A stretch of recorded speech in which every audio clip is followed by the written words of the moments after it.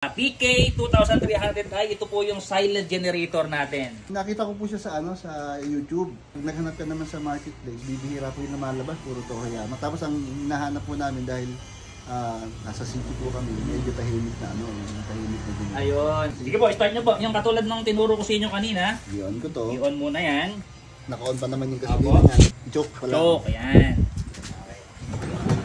Yun. Tapos choke. Dali lang po start. Tahimik naman po.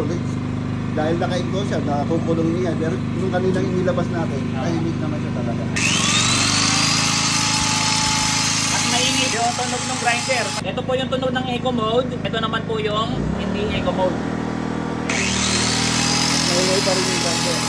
Maingay pa rin daw ito. If ever, ano po yung mga paggagamitan nito?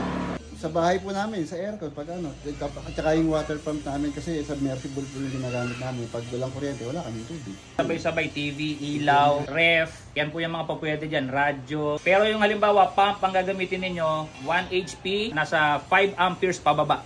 Sa aircon, pwede pong gamitin 1 HP, pwede nyo samahan ng konting ilaw or electric fan. Tapos kung 1.5 HP na aircon, wala nang kasabay. 29,000 pesos lang. Yung shipping fee depende sa location nyo. At wala ni Brother Alfredo.